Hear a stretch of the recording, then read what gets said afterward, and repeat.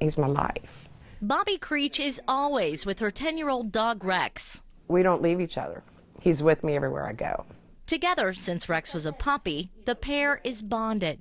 I can look in these eyes and they love me unconditionally. The men that I've come across, they just want to hurt me. Bobby calls herself a domestic violence survivor. Where are you living? In my car.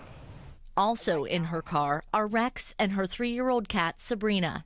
There's nowhere to go with them. I never thought I'd be homeless. I never thought I'd be homeless with my pets. I try to find a hotel that accepts pets. Denise Henton, the CEO of Single Parents Rock, a nonprofit organization that supports domestic violence victims, is working to get Bobby support and shelter.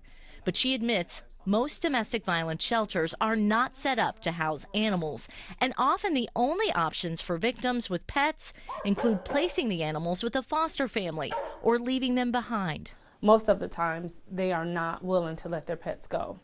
According to the National Coalition Against Domestic Violence, 71% of women in domestic violence shelters report their abuser threatened, injured, or killed a pet as a means of control. 50% of victims actually stay in abusive situations rather than leave their pet behind. 52% of survivors in shelters leave their pets with their abusers. And as many as half of those survivors return home because their abuser is using their pet as a means to get them back. That's my biggest fear, that they will go back to their abuser because they can take their pet. A question we ask is there pet abuse? Jane Kiefer, the executive director of Artemis Center, says a program called Safe Pets has been around for years. Because we know there's a high correlation of pet abuse and domestic violence. The program teams her organization up with places like the Animal Resource Center of Montgomery County and SIXA.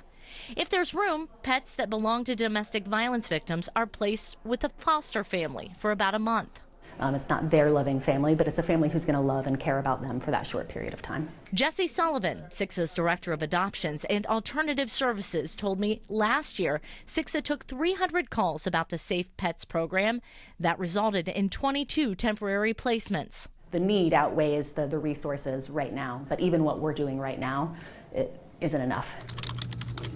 I checked online, and in Ohio, I found 8 domestic violence shelters in the state that are considered pet-friendly, but none are in the Miami Valley. That is about to change. We're going to be making our shelter more accommodating for pets. Harmony Toma is a counselor and community relations coordinator at the Family Violence Prevention Center of Greene County. She said her organization applied and received a $46,000 grant from Red Rover, an organization that works to keep animals and people together in times of crisis. In March, a contractor will begin working on this. The design will include 7 pet-friendly rooms, a family lounge with kennels, and a large fenced-in backyard. But it's going to be a benefit. Humans are going to love having pets around. They really do strengthen people's ability to recover. Bobby Creech is hoping someday she won't have to start her morning with her animals in her car. And they're my children. They're what I get up for every morning. With the I-Team, I'm Gabrielle Enright, News Center 7.